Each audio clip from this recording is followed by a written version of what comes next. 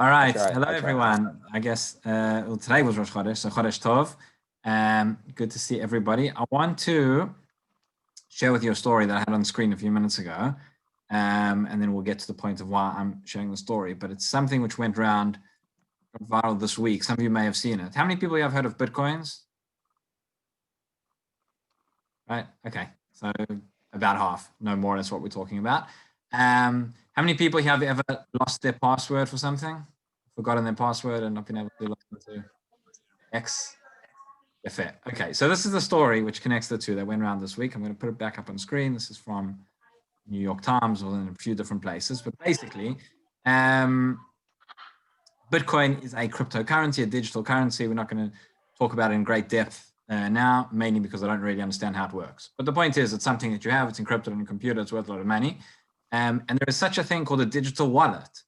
I can't remember there was the term here for it, called an iron key. Basically, what it is you have the coins inside, and you need your password, and only with your password can you unlock it. You have access to all the money that's inside, which, you know, this guy, Stephen Thomas, has about $220 million worth in Bitcoins inside his iron key. The problem is, why is this iron key so secure? Is that you have 10 attempts at guessing the password ever. And if you get the password wrong 10 times, it encrypts itself and it can never be opened again by anybody ever. So this guy is 7,000 Bitcoins, which are currently worth $220 million, encrypted with his iron key, whatever it is. And he had his password conveniently written on a piece of paper, which he lost. So he's been trying to guess his password for what it is, trying to open it up again. I think he's guessed 8 times and he keeps getting the password wrong. So he has 2 guesses left. Otherwise he loses $200 million forever. Okay, so that's, I think any of us have ever forgotten a password. The lesson is, if you're going to write your password down on a piece of paper, make sure you know where that piece of paper is and make sure you don't actually lose it. But what has the story got to do with anything? So the truth is, when I heard the story, it made me think of another story, Hasidic story. How many people have been to Poland? How many people have been to the Isaac Shul in Krakow? Right, so some of you will know the story, maybe not, right? So there's a story, whether it actually took place in the shul or not, probably didn't. But this is a story of Simcha Bunim used to tell. And the story is, and I'm sure lots of you have heard it, and you'll realize as soon as I start telling, there was a certain person, he was a poor Jew, Hasidic story, that's how it starts. And one night he had a dream. He had a dream that he found that there was a buried treasure. Where was the buried treasure? It was underneath a bridge in Prague. So he woke up, he thought he had a dream, there was a treasure, there was a bridge, okay, whatever it is. Meshugas. He goes back to sleep. Next day, he has the same dream. Next day, he has the same dream. And again and again and again. He thinks, okay, maybe there's something to this. Maybe there's something to this dream. He's going to go to Prague. Now he gets there, he gets the train, he gets his ticket, whatever it is. He gets there, he finds this bridge. Again, how does he know how to get there? I'm not sure. But he finds this bridge that he's seen in his dream. And to his bad luck, the bridge is right outside the palace. And there's guards everywhere. So he can't come close. So, you know, he's just come all the way from Krakow to Prague. So he's hangs around 1 day, 2 days, 3 days. Eventually, one of the guards gets a bit suspicious. He says, "You over there, what's going on?" He thinks, you know, what's he going to do? He's going to tell them they're going to lock him up in jail. He may as well just tell them the truth. He says, "Look, you know, it sounds crazy, but this is it. I've had this dream, and there is this, what's it called? There is this treasure under the bridge in Prague. So I decided to come and find it." And the guard looks at him and he says, "You stupid Jew. You stupid Jew. I also had a dream last night. I dreamt there was a Jew named Isaac. He lives in Krakow, and he has a treasure buried under the floor of his house. And can you imagine if I went off to Krakow?" Anyway, Isaac is very, very happy at this. He goes back home and he goes and he digs up underneath his house, and sure enough, there is the treasure. And then the legend has it that is where the Isaac Shul was built in Krakow, on that very spot. That part is probably made up, but if the rest of the story isn't. What has that story got to do with the guy who lost his password for his Bitcoins? So I think the common feature, there's obviously lots of things we could say about both of these stories, one of them or both of them together. But the point is, in both of them, we have a scenario where sometimes we have something right in front of us. And sometimes we have something which is, you know, it can be on our computer, it can be in front of us, it can be around us, but we aren't able to appreciate it. We aren't able to use it. We aren't able to utilize it. Why? Sometimes because we're just careless. We forgot our password. We threw away the piece of paper. Sometimes because we don't realize that things are right under our noses, right beneath our feet, and we don't necessarily value what we have. We don't necessarily stop and think and we aren't able to enjoy it. We aren't able to reap the benefits. We aren't able to appreciate the situation where we are. And I think the paramount example of this, where you see this, and this is very, very relevant, it's in our parsha. This is what happened in Egypt. This is what's happening again today in the Jewish world. And I'll explain in a moment. So I'm going to share the source sheet with you now, just a few sources. Right? Or the 1, 4, or 5, I'll explain what that's about in a moment as well. So if you have a look at the parsha that we have very, very famous section right at the beginning of Parshat Vayera, because we say it every Seder night, right? The 4 Lashonot of Geulah, which we'll talk more about in a moment. Hashem says we're going to take out the Jewish people, redeem you 4 different ways, possibly 5 different ways. We'll get there. But remember, the Jewish people have been slaves in Egypt for how long? For at least 200 years. Hashem comes, he tells Moshe Rabbeinu, this is it, this is Geulah, it's coming, they're going to be freed. Moshe has to go back and tell the Jewish people, right? What do you think they're going to do? They're saying, you've been slaves, you have been slaves, everything you've ever known, you were born into slavery, your parents were born into slavery, their parents were born into slavery, you don't know anything else, this is what your life has been, you're going to be free. You're going to be free, you're going to become free people, you'd expect them to celebrate, you'd expect them to have a kiddush, right? Social distance or not, whatever it is, you'd expect them to celebrate. Right, and what do they say? It says, you can see over here in Pasuk Tet, it says, Moshe goes and he tells the Jewish people that they are about to be freed, and never been easy to be a leader of Jewish community. They didn't listen to him. They didn't listen to him. They didn't listen to him because they had this kotzer ruach, and because of avodah kasha. So avodah kasha, we know, means hard labor. Again, they're in slavery, back-breaking labor night and day. And this kotzer ruach, the shortness of spirit or shortness of breath, depending how you want to translate it. Again, some Mefarshim explain this is all literal. This is all physical slavery, physical exhaustion. They just couldn't listen. They couldn't even hear him. But the Orach Chaim HaKadosh explains it's not just physical. It is spiritual. It is mental. It is psychological. It is emotional. Right? Kotzer ruach. They weren't emotionally capable of hearing this news. As I said, they were slaves, their parents were slaves, their grandparents were slaves. That's all they knew. Somebody's going to come and tell you, a complete different reality, it's Geulah, that's what they want, it's what they've wished for. But they aren't able to hear it. They just didn't even have time. They didn't have the capacity. They were too busy being enslaved to even think, to even contemplate something else. So I think the first point, this isn't what I want to dwell on. I want to dwell on the second point. But the first point, based on this idea, I think is so relevant for all of us, right? Thankfully, I hope nobody in this room has, been born into slavery, but we don't have, this back-breaking labor, this exhaustion, all day and all night that we can't think. But we all have this problem. We're all plagued by the problem that we don't have time to think. When was the last time that you stopped and just sat in a room by yourself thinking? And I mean, even in lockdown, even in isolation, when we were all sitting in rooms by ourselves, when was the last time that you actually had some time to just sit by yourself? No phones, no distractions, no social media, no Instagram, no Zoom, no anything, just you, yourself, your thoughts. Even when was, let me make it challenge you a little bit more. When was the last time you were sitting in a Zoom room, sitting in a Zoom share, listening to somebody, and you weren't being distracted and having a conversation with somebody else at the same time at some point during that share? No need to raise hands, like everybody's fine. We all do it. We all do it. But this is what we have. We are all the time, I think this kotzer ruach, maybe not, thankfully, not the avodah kasha, but the kotzer ruach is there. The kotzer ruach is every single moment of every single day. We don't realize how much we're missing out on by the fact that we are just don't have time to stop, sit, think, be by ourselves. Be by ourselves when we're by ourselves. That's number one. So maybe that's going back to what we started off with, right? Where there are things that we don't realize, things that we don't recognize, things that we don't appreciate. Number one is that we just don't have the time to stop and think about them.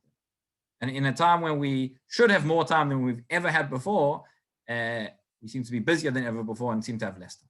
That's point number one. But number two, maybe, even when we do have time to think about it, even if we are able to get past that kotzer ruach, even if we're able to get past that avodah kasha, we're able to contemplate and think and, think about the password that's on that piece of paper and think about the treasure that's buried underneath our house. Sometimes we just look at it the wrong way. And when we look at it the wrong way, we won't appreciate it. So let's go back. Those first psukim, I want to look at those again. And as I said, this is famous, right? Everybody remembers the arba lashonot shel, the 4 expressions of Geulah, the 4 expressions of redemption. Let's read through them. Source number one, the Torah tells us the beginning, Lachen emor livnei Yisrael ani Hashem. Right? So Hashem is saying to Moshe Rabbeinu, go and tell Bnei Israel, go and tell the people, I am Hashem, for hotzeiti etchem mitachat sivlot Mitzrayim. Number one is I'm going to take you out. I'm going to take you out from the suffering of Mitzrayim. Number two, v'itzelti etchem me'avodatam. I'm going to save you from this hardship, from this labor. V'ga'alti etchem b'zran utiyah b'shvatim gdolim. I'm going to redeem you from all these things. You could ask at this point already, what is this, hyperbole?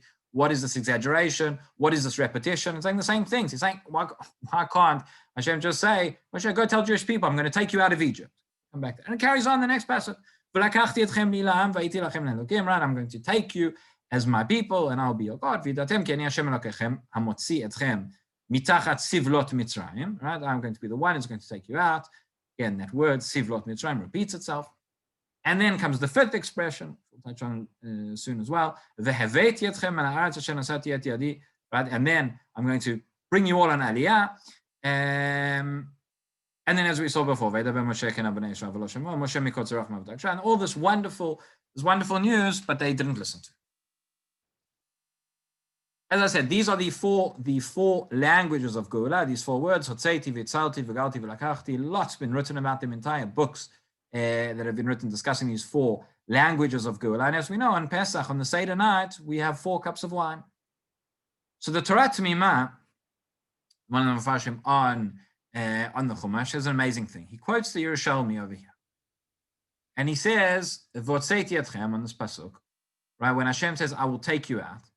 How do we know that this is where we know from, that we have 4 cups on Pesach? The Torah T'mimah, as one of his commentators, what he does is he brings together all different places in Shas, in the Gemara, in the Talmud, in Bavli, or Yerushalmi, where the psukim are brought and what we learn from them. Sometimes he adds his own explanation as well.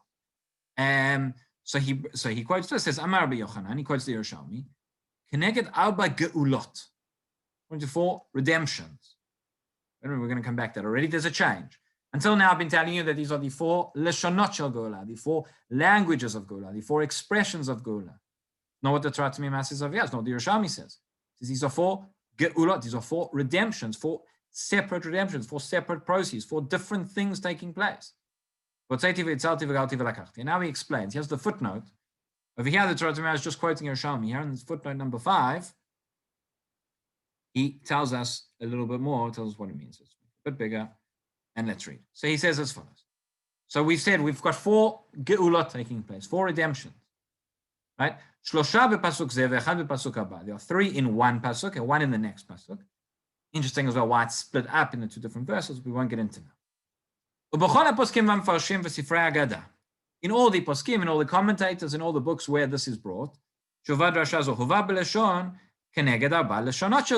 We went wrong. Everywhere it says the 4 expressions, the 4 languages of redemption. But the Yerushalmi, which we've copied over here, does not say expressions. It says Ela Keneged Arba Geulot. It says 4 different redemptions. And what does that mean? What does that mean, 4 different redemptions? And now he explains, Ledati, Leshon ze mechuvan me'od. This is very exact. This is very precise. This language is exactly the way it's meant to be. Kim nefalesh kipshuto. Keneged arba leshonot shel geula. In time b'davar likbo b'shvil ze arba kosot shel hoda. Translate. Don't worry. He says if we understand that it means 4 expressions of redemption. Remember, we don't just have 4 different words here. We have 4 cups of wine. Chazal said different reasons given, but the most famous one. We have 4 cups of wine according to these 4 expressions. Each cup of wine is its own l'chaim. Each cup of wine is its own celebration. So he says, why would you establish a celebration? Why would you establish Thanksgiving 4 times on the same thing? Doesn't make any sense. If it's one geula, if it's 1 redemption, so you have 1 cup. Have 1 cup, say 4 psukim before you read it, whatever you want. If it's 1, if it's 4, if it's 10, it doesn't matter. It doesn't matter how many ways you express it, it's all the same thing. But once you say that actually, it's not just different ways of saying the same thing. It's actually saying 4 different things. Oh, now we understand. These 2 psukim contain so much depth. It's not just 4 different ways of Hashem saying, I'll take you out of Egypt. This was a process. This took place, in all these psukim, in all these parashiyot, one of the things happen very, very, very quickly. But again, we're dealing with centuries. We're dealing with years. It takes place. It's a process. We're just looking at it backwards. In hindsight, we've seen the whole thing in one go. But it says, "Kol pratu inyan shalem kshur la'atzmo v'shaveh hoda'ah miyuchedet." Maybe again, just to put in perspective, how long this whole process takes. I know we think about, just, for example, the 10 plagues, right? What do you think? How long did it take from the time of the first Makkah of Dam until Makkah Bachor? How long did that whole process take? What do we think when we read it? Yeah. So it was a year. So according to some opinions, it's a year. According to some, it's a little bit more, maybe a little bit less. But the point is, it doesn't happen. This is not 1 week. This is an entire year. Think about coronavirus. It's been around for what 9 months now, and it feels like it goes on. It's a long process. It's drawn out. It takes time. So these 4 expressions of Geulah, these 4 Geulot went one after the other. So what were they? So he explains now as follows. And again, he says, you have to know that each one of these is worthy of its own l'chaim. Each one of these is worthy of saying thanksgiving. Reminds us a little bit of Dayain, right? The first one says, I'll take you out. What does that mean? Hashem will take us away from the suffering. That the labor would get easier. Right? They were still slaves. They were still enslaved to Paro. They were still they were still doing work. It just wasn't as backbreaking as it was before. It doesn't mean that they all got an exemption. They all became free. That's what Seiti means. The load got lessened a little bit. That's what it means. And on that we drink alachaim. On that we celebrate. We say this is Geulah. We're still slaves. We're still working, but nonetheless. And then comes the second one. And I'll save you. They won't be slaves at all. They will not be doing any work. They can now sit in kollel and they can be and they can be happy. But they're still there. They're still under the subjugation of Paro. Nonetheless, this is not complete redemption. So therefore, the third expression, the third Geulah, is you'll be redeemed. Right, that now you won't be under Paro's authority anymore. There's still something missing, because all these 3 represent a physical redemption from slavery, but it doesn't mean that you've become Hashem's flock, as it were, yet. And therefore Hashem has to add the 4th one, and he says, so too I'll take you to be my people. Beautiful idea as well, that this finds expression in Halacha. Rabbi Weiss says as follows: says when we drink the 4 cups of wine, again, practically speaking, we don't add in any more to the 4 cups nowadays. But technically, strictly speaking, you could have a hefsek. You could add something in between the first and the second cup, right? But between the 3rd and the 4th cup, there is no hefsek allowed. Between the 3rd and the 4th cup, you cannot interrupt. You can't do anything, except for the Haggadah. You can't have any other cups of wine. You can't have anything else. It's because up to the 3rd cup, we're still talking about the physical redemption. If you think it's finished then, you think it's complete, and you have a hefsek, you've fundamentally misunderstood what Yetziat Mitzrayim is all about. You need the 4th, you need V'lakachti, until then it's not complete. But in any event, what we see from this, we see that all 4 Geulot, each one was a stage. At each one, things were not complete. At each one, there was still something missing. Some of them, we were still slaves. We were still doing avodah kasha in Mitzrayim. Nonetheless, we drink alachaim. Nonetheless, we thank Kadosh Baruch Hu and we say, this is Geulah. And that's how it was in Egypt. You can all see where I'm going with this. How much more so nowadays, not in London or Manchester, Birmingham, or wherever you are, but in Israel. Right? We talk about Chalta de Geulah, Reshit Me'ad Golatenu, whatever you want to, whatever phrase that we argue so much about the semantics. Is it Geulah? Is it not Geulah? Is it not? The Yerushalmi over here says very, very clearly, you can still be a slave and it's Geulah. This is Geulah, what we're living through. And this is going back to what I opened up with. We can have this all around us. We can have these open miracles around us, and we cannot recognize them. Whether it's because of Kotzei Ruach, whether it's because we don't appreciate. Yerushalmi is telling us, for our Geulah, for Geulah, we have to appreciate, we have to recognize. And just to put things into a little bit of perspective, right? Because you can complain. And it's easy to complain.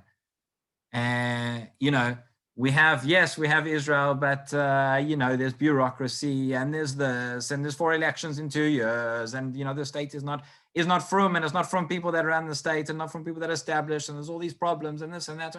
Plenty to complain about. Trust me, I've lived in Israel for many years. I can complain about all these things better than any of you can, I'm sure, right? And people say, you know, this is not it. How can you call this? How can you call this Geula? How can you call this redemption? So to answer that question, I want to go back to 1944. Go back to 1944. Go back to somebody. Anybody know who this is?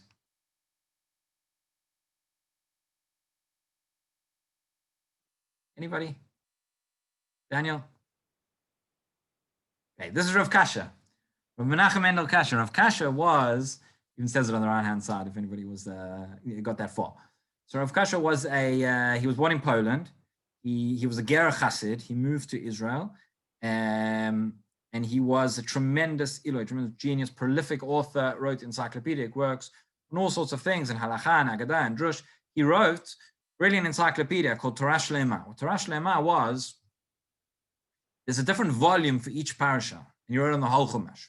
And this is in the days before Bar Ilan and before Tzara Chochmah and before all these databases. And he went through and he brought all the Midrashim and all the different Ma'amarei Chazal on every pasuk of Chumash, and he brings them down with their sources, with footnotes, with the tremendous. So in his Torah Shlema, in the introduction to Sefer Shmot, he writes the following, and like I said, this was published, you can see it here, but it was published in about 1944. He was in Israel at the time, and he says like this, he says, this volume, now this is the introduction, includes the Parsha of Shmot, v'chen Parshat Inuyehem v'sivlotehem shel bnei Yisrael b'reishit alotam ke'umah. Right, the suffering, the affliction, the slavery of bnei Yisrael when they first emerged as a nation. And he says, and so too nowadays, this book has been published in a time of bloodshed, in a time of suffering, in a time of persecution. And once again, we find the same thing, just as we read in these parashiyot, that Bnei Israel was suffering, were sighing from the heavy work that they had, so too it is again now. He says, but we can't compare, and maybe not for the reason that you might think. He says, he says, you cannot compare the suffering that Bnei Israel went through in the slavery in Egypt to the suffering the Jewish people has gone through now in the years of the Holocaust. And he says, because now it's that much worse. Now it's so much worse. He says, it wouldn't be fair, it wouldn't be true to compare, to how dare you compare the slavery in Egypt to what's going on nowadays. That's what he writes in 1944. He writes in 1944. Just 4 years later, he publishes another book called Haggadah Eretz Yisrael, it's a Haggadah for Eretz Yisrael. And in that Haggadah, he publishes as a chapter that comes out as a separate book called Kos Chamishi, meaning the 5th cup. I remember we said before, spoke about the 4 Geulot, we said actually there was a 5th one, and there's a whole halachic literature written about this. Now, not the time to get into it, maybe another time. We'll all share about the 5th cup, right? We know we have the Kos of Eliyahu, but really, in the Gemara, there's an argument. Do we have 4 cups of wine or do we have 5 cups of wine? Because let's go back, let's look at those psukim again. We saw that there were 4 expressions of Geula. There was a 5th one. And I brought you to the land of Israel. That's the 5th Geula, right? This is not complete until that has taken place as well. And Rav Kasha himself, who writes in 1944, says, things are so bad now, we can't even possibly compare them to what was in Egypt. He says in 1948, he says, we need to now drink a 5th cup. And this was his idea, halacha l'maaseh. Again, he was a genius. He was a very respected authority in halacha. This opinion of his was not accepted as mainstream halacha. To this day, the discussion continues. But he writes as follows. He says, "B'zmanenu anu shezachinu la'od chastei Hashem v'yishuato b'akamat medinat Yisrael she'atchalta degeula v'yishuatam migalut Edom v'kiyum haftachat ve'veiti etchem el haaretz." He says, in our days we have merited to see the chesed. We have seen the establishment of the state of Israel. We've seen the beginning of the Geula. He says, we've seen the fulfillment of this promise. We've been brought to the land. What we have to do is get on a plane or get on a boat or whatever it is and get there. Now, we should all be drinking the 5th cup, he says. bring this, Rav Kasha, to show the ma'apach, to show the revolution, to show the difference that happened, the turnaround in just 4 years. From going from a time when Jewish people were on the verge, on the brink of extinction, to going back and to having a state. At that time, nobody was saying, so you have a country, so, there's going to be bureaucracy, so, it's not from, so it's not. They didn't care. If any of you have read Yehuda Avner's book, Prime Ministers, if you haven't read it, you should all get a copy and read it. It's a fantastic book. But he has a chapter at the beginning. He talks about, right, when in 1948, when he was there and they were volunteering and they were digging trenches, and while the War of Independence was taking place, and he describes the situation. He's there with this random group of people, Yehuda Avner, and he's there together with some Chassid from Asharim and some secular people and different things, and they hear that they hear this rumor. It's on Shabbat. They hear a rumor that the state of Israel has been established. They start asking, well, what's its name? And one of them says, oh, it must be called Judea. Another one says it must be called Palestine. Another one says, oh, it must be called Zion. They don't even know what the country's going to be called. And then they turn and they all turn to each other. They say, whatever its name is, let's drink to it. And one of them is a chassid. He says, wait, he remembers it's Friday night. He remembers it's Shabbos. So he picks up the cup, and before he says L'chaim, he says Kiddush. And he finishes Kiddush, and then he stands up and he says, B'Shem HaMalchut, he says, Baruch Atah Hashem Elokeinu Melech Haolam, Shechianu v'Kimanu v'Gianu Lezman Hazeh. Anybody who was there in 1948 did not ask a shaila whether you need to say, do you need to say Shechianu or do you not need to say Shechianu about what's going on. It was obvious. Now we argue, Hallel, do we say Hallel with a bracha, without a bracha? It was obvious then. And anybody who was there in 1944, where Rav Kasha was writing, in 1945, and if you had told them, what's going to happen in just 3 years' time, what's going to happen in just 4 years' time, there's going to be a Jewish country, there's going to be our own state, and whoever wants can go and can live there. And ultimately, at that point already, you know what they would have said to you? They would have said, I don't believe you, that's a miracle. The only thing they would have said to you was, that must be Yemot HaMashiach. That must be Geulah. There's no other way of looking at it. And if you had told them, even fast forward a few years later, and fast forward, and this country is going to come and is going to, Inga, the exiles, is going to bring millions of Jews around the world, they would have said, no ways. And you could fast forward and you could say, you want to ask questions, you want to complain that the state's not from enough.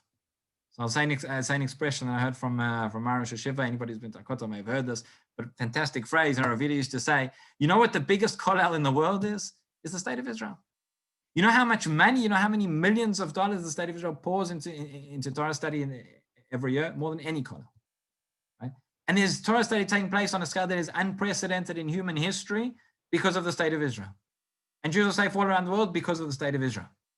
And you have the entire world, and there's a pandemic going along, and leaders from this country, from every other country, okay, they made a big mess with the lockdowns, but leaders from every single country calling and saying, how do we vaccinate our people? How do we save human lives? Everybody's calling the state of Israel. Is there a bigger Kiddush Hashem in the world than that? So I think, we just need a little bit of perspective. We need to forget about the Kotzei Ruach. We need to look at what's going on, open our eyes, the objective reality, and there is no question, this is Geulah. This is Geulah. Whether it's full Geulah, whether it's half Geulah, whether it's quarter Geulah, whether it's fifth Geulah, doesn't matter. It doesn't matter, but it's Geulah, and it's something that we have to be thankful for, something we have to have a l'chaim for. And the only question that's left is for us to decide, it's going on. Is it going to happen without us? What's going to happen with us as a part of it? So, I'm done. If anybody wants to ask any questions, you're welcome, or have a good night. Rafi has a question. Yeah. I do. Just, if I may, you did mention this towards the end about how we discuss should we not make a bracha, or no, specifically halal on Yom HaAtzmaut. Isn't it different when someone has experienced the miracle themselves versus as people looking back at it? It's a good question. Really good question. So the poskim discussed this. There are opinions that say actually that it would only be only in that year when the miracle took place that there's an obligation. He's the right. The Netziv says this. He says that from the Torah the obligation is only in the year when the miracle took place, but afterwards there's the miracle d'Rabbanan. So there could, it's true. There could be a difference.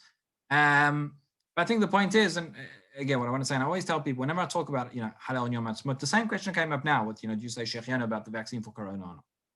At the end of the day, whether you say the bracha or you don't say the bracha, that is not a measure of, your level of Zionism. That is not a measure of, whether you're an Eved Hashem or not. It's a halachic sugya. There are criteria. Some poskim say yes, some poskim say no. Okay, that's fine. But can you be thankful? Can you recognize it? And can you give thanks to Hashem for this miracle that we see before our eyes? That is a measure of whether you're an Eved Hashem or not. And if you fail to recognize that, then this, that's we have to ask questions why we aren't looking, or why we aren't listening, why we don't recognize.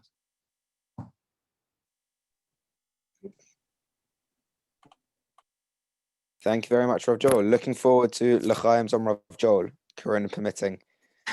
Bim here,